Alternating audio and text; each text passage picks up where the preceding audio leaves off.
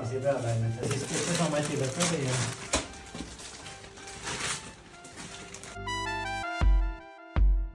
Ükshaaval paned kõik sinna karpi ära ja kirjutad käsitsi kuupäeva, panin enne, mis on 28 päeva tänasest. Kui mõnus.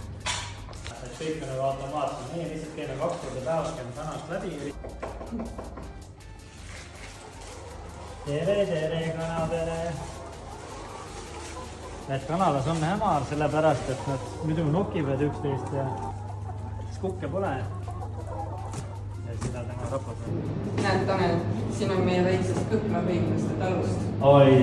Kõik, mis me sealt praegu toodame.